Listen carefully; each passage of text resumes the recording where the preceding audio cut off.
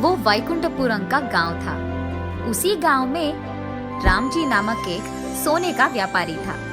वहीं आसपास के सारे गांव में उसका बहुत अच्छा नाम था। वो बहुत ही गुणवत्ता और ईमानदारी से उसका व्यापार चलाता था।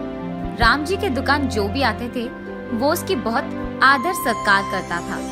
वो उसके दुकान आए मेहमानों को जूस, कूलिंग वाटर, चाय ऐसे सब लाकर उन्हें देता था।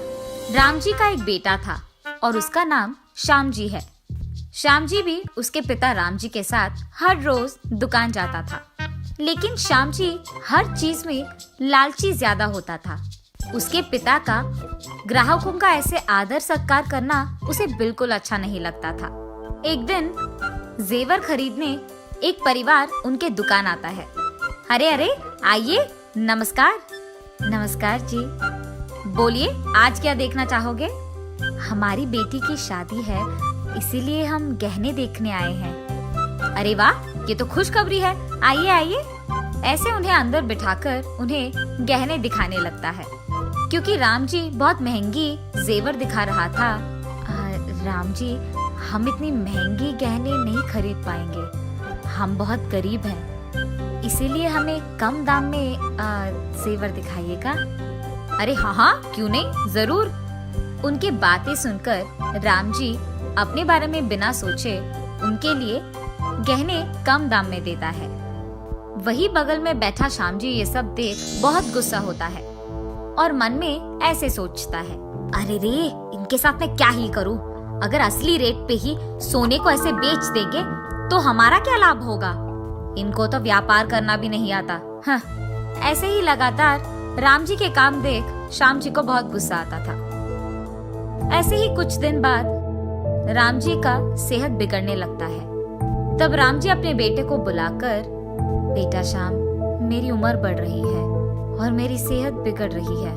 इस हालत में मैं दुकान चला नहीं पाऊंगा, इसीलिए अब से इस दुकान की जिम्मेदारी तुम्हारे हाथों में सौंप रहा हूँ। तुझे ही हमारे दुकान का पूरा ख्याल रखना होगा बेटा। जी पापा, इज्जत से।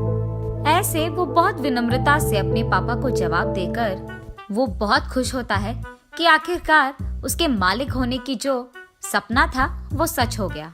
अब से ये दुकान मेरा है, अब मुझे कोई रोक नहीं पाएगा, मैं जो मर्जी वो करूंगा। ऐसे सोचकर बहुत खुश होता है श्याम। मालिक बनने के बाद पहले ही दिन दुकान में मालिक की कुर्सी में बैठ वो बहुत हंसता है। कुछ देर बाद दुकान को कुछ लोग आते हैं। जितने भी ग्राहक दुकान को आते थे उन सबको उसी दुकान में मौजूद काम वाला जूस, टी देता था। ये देख श्याम जी को बहुत गुस्सा आता है। ग्राहक जैसे ही बाहर जाते हैं, श्याम जी उस काम वाले को बुलाकर, सुरेश, अब से जो भी ग्राहक यहाँ आए ना, उनको जूस ये सब मत दो, और इतना ही नहीं, उस कूलिंग वाटर मशीन को भी यहाँ से निकाल दो, समझे? उससे वैसे भी बिजली की बिल बढ़ रही है। उस कूलिंग मशीन के बजाय एक मटके को लाकर यहाँ डाल दो। ऐसे ही वो दुकान में बहुत कुछ बदल देता है। ऐसे ही गहनों का दाम बढ़ाकर श्याम जी उन पे बहुत कमाता है। ये सब करके श्याम जी को गर्व होता है कि उसके पिता ने भी इतनी अच्छी व्यापार नहीं किया है। कुछ ही सालों में बहुत सारे पैसे कमाकर बहुत बड़े और महंगी गाड़ियां खरीदता है श्याम जी। श्याम जी को ऐसे अमीर बनते देख एक तरफ राम जी को गर्व होता है कि उसका बेटा बहुत अमीर बन गया, लेकिन दूसरी तरफ उसे दुख भी था कि उसका बेटा लोगों के भरोसे का फायदा उठा रहा है। ऐसे ही कुछ समय के बाद एक अमीर आदमी एक बड़ी और महंगी गाड़ी में उनके दुकान आता है। उस आदमी को आते देख श्याम जी, अरे लग रहा है कि ये बहुत अमीर आदमी है, इस पे तो मैं बहुत बड़ा लाभ बना सकता हूँ, ऐसे सोचता है। वो आदमी कार से उतरकर अंदर आता है। अरे सर, आइए आइए, स्वागत है आपका। बोलिए क्या देखेंगे आप? नमस्कार श्याम जी, मेरा नाम कुमार है। बहुत ही जल्द मेरी शादी होने वाली है, मुझे महंगी गहने दिखाइए। कुमार की बातें सुन श्याम जी में लालच आता है।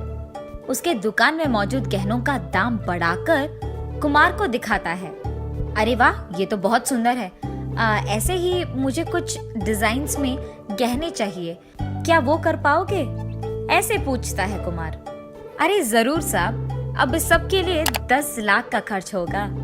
कोई नहीं, मैं भर दूंगा। ऐसे कहकर थोड़े पैसे एडवांस में देकर कुमार वहां से चले जाता है।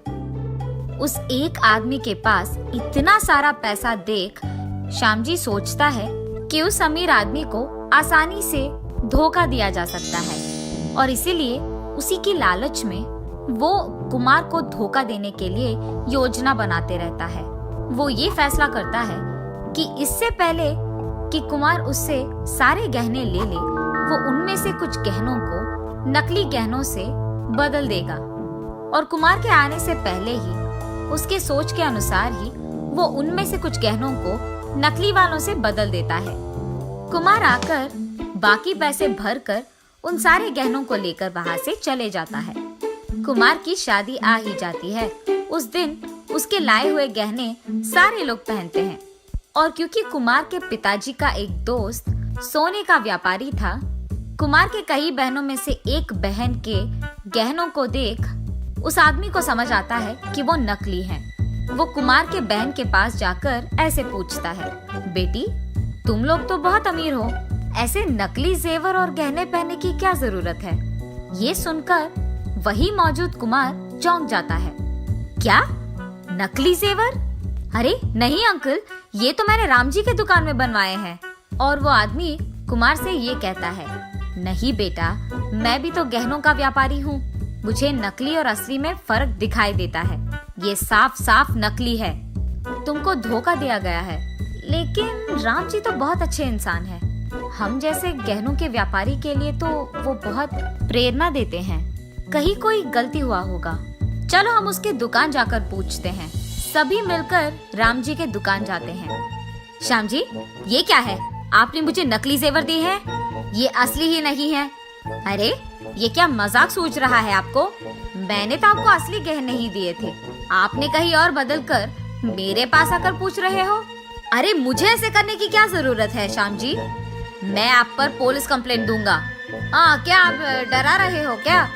कुमार के साथ आया बुजुर्ग, बेटा मैं भी गहनों का व्यापारी हूँ और तुम्हारे पापा का बहुत अच्छा दोस्त भी। तुम अपने पिता को बुलाओ, मैं बात करूँगा, ऐसे कहता है।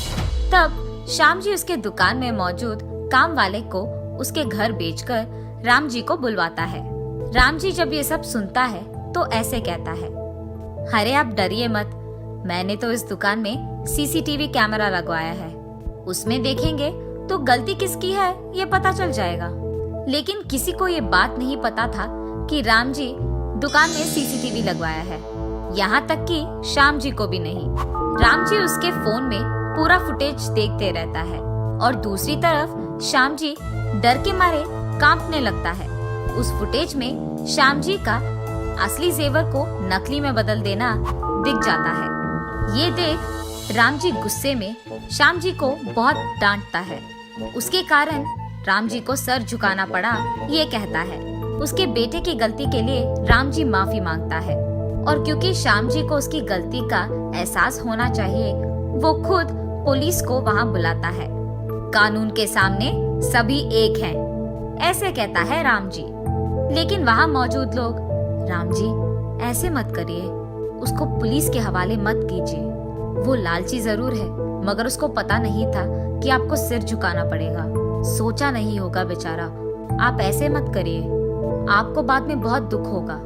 राम जी उनकी बातें मानकर उनके असली जेवर को उनको पहुंचाकर उनको वहां से भिजा देता है। तब से वो श्याम जी को दुकान में आने नहीं देता है और दुकान की जिम्मेदारी एक अच्छे, नेक और ईमानदार इंसान के हाथों में देता है और श्याम जी के पास मौजूद सब कुछ खींच लेता है राम जी और उसको घर से भी बाहर निकाल देता है राम जी। देखा ना आपने, लालची बनकर अगर गलती किया तो उसके परिणाम भी भुगतोगे।